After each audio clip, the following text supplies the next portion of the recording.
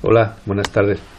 Vamos a terminar hoy el último fragmento del texto de Kant, el artículo que se titula ¿Qué es la ilustración?, de 1784.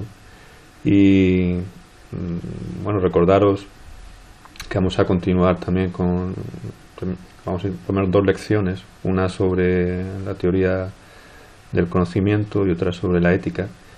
Y también quisiera, como hacíamos en clase, luego poneros algún esquema sobre la comparación y sobre la actualidad, que podríamos abrir un foro y debatir.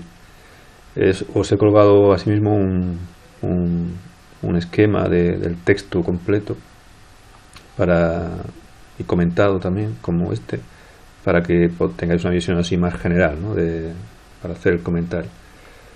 El texto, esta última parte, continúa distinguiendo entre el uso público, recordáis que debe ser libre, y el uso privado, que sí puede ser restringido o limitado, de la razón. Y Kant se va a centrar mucho en el tema religioso, el ejemplo del sacerdote. Recordar que la cuestión religiosa sigue todavía siendo una herida abierta en Europa, que en el siglo XVII con Descartes ya habíamos visto que había provocado grandes guerras de religión, o por lo menos con cierto trasfondo religioso. Y Kant, veréis que cuando habla aquí en el texto de libertad de expresión, libertad de pensamiento, va a hacer una mención expresa a la libertad religiosa. Empieza aquí el texto explicando, ¿no?, aplicando al caso del sacerdote la distinción entre uso público y uso privado, ¿no? El uso público es el que hace en cuanto teólogo o persona interesada en debatir o mejorar cuestiones referidas al culto, o sea, al celibato, a otros aspectos de su institución, de su iglesia. Y otra cosa es el uso privado que puede hacer de la razón en cuanto está subido a un altar, ¿no? o está representando o ocupando una responsabilidad que le han otorgado otros, ¿no? O le ha otorgado la institución. Ahí no puede, ¿no?, ponerse a poner en cuestión o debatir sobre cuestiones de dogma, cuestiones religiosas. Claro, puede haber el problema que Kant aquí señala de que ese debate público pueda entrar en conflicto con su conciencia, con lo que llama aquí su religión íntima. Ahí la solución que da Kant es la dimisión, ¿no? Kant insiste en que en uso privado está desempeñando una responsabilidad, una función que le ha sido otorgada, y por tanto ahí no puede hacer un uso público, un uso libre de la razón, cuando está ejerciendo esa función, esa responsabilidad.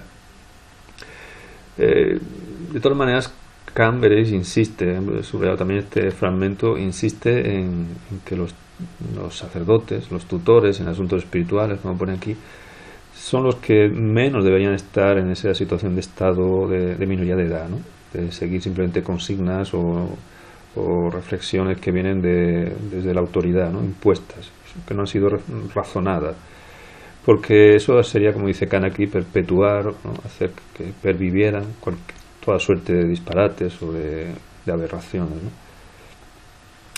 Incluso aquí habla de la posibilidad, ¿no?, que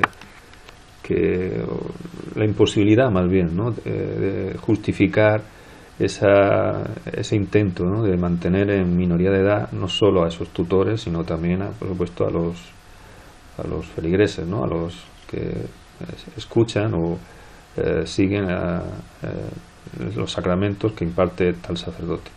Eso, según Kant, sería mantener a todos esos ciudadanos, a todos esos creyentes, en una situación de minoría de edad que no solo le afecta a ellos, sino que afecta también a las futuras generaciones, porque el impedimento del libre debate, la libre expresión, es algo que frena el progreso y frena las libertades, con lo cual también una responsabilidad importante. Aquí también está este párrafo que os he ido Kant insiste o vuelve sobre el tema de la ilicitud, ¿no? O lo ilegítimo, ¿no? Absolutamente ilícito, dice aquí, o ilegítimo, intentar imponer una constitución religiosa. La libertad religiosa precisamente consiste en que no haya una por parte de la autoridad política que favorezca unas determinadas creencias u otras, sino que deje a los ciudadanos, como dice Kant en otra parte también, que cada uno busque la salvación de su alma de la forma que mejor considere, incluso aunque puedan surgir movimientos heréticos o no ortodoxos dentro de la Iglesia mayoritaria. Eso dice, porque si no, como dice aquí Kant en esta frase latina, el monarca pretendería estar por encima, ¿no? de ese libre pensamiento, de ese libre debate, y como dice, el César no está por encima de lo gramático, es decir, el rey, el monarca no debe entrometerse en cuestiones por las que él no es tampoco una autoridad, ¿no? Es una autoridad política, pero no es una autoridad religiosa. Aquí hay también hemos visto que empezaba el texto con esa idea de la ilustración es la salida del hombre de la minoría de edad, porque estamos en el punto de salida. Cuando Kant pregunta aquí, ¿vivimos una época ilustrada? Su respuesta es que no, pero en el sentido de que estamos en una época de ilustración. Todavía falta mucho, como dice aquí Kant, ¿no? Estamos empezando a salir de esa situación anterior, ¿no? De sometimiento a la autoridad religiosa, política, incapacidad de la censura, la imposibilidad de libre pensamiento, de libertad religiosa, y estamos dando los primeros pasos. Aunque Kant es optimista en su país en concreto, porque él dice que está viviendo una situación favorable a todo ese progreso, que es lo que llama el siglo de Federico, ¿no? Que es el monarca con el que Kant en el fondo parece estar ahí manteniendo un diálogo en este artículo. Como aquí toda esta parte puede parecer un poco, de aquí para abajo, un poco de peloteo, ¿no? De halago constante de Kant al monarca, que en parte lo es, pero en el que también parece exigirle cierta contrapartida, ¿no? Obedecer al monarca, pero a cambio de que éste se comprometa a favorecer esa total, ¿no? Libertad religiosa, de no entrometerse en ese tipo de cuestiones, que incluso dice aquí Kant, monarca que incluso rehuya o renuncia a ese nombre de tolerancia, la tolerancia religiosa, no como ser condescendiente, no, hay que ir más allá, hay que proteger la libertad religiosa e impedir, además Kant también lo menciona aquí en el texto, e impedir que ninguna religión intente imponerse sobre las demás. Insiste aquí, recuerda otra vez Kant, ¿no? Se justifica un poco en esta insistencia, ¿no? de incidir en las cuestiones religiosas por la gravedad que según Kant implican, ¿no? En el progreso social y en la paz social, y llega a establecer aquí esa especie de pacto con el gobernante, ¿no?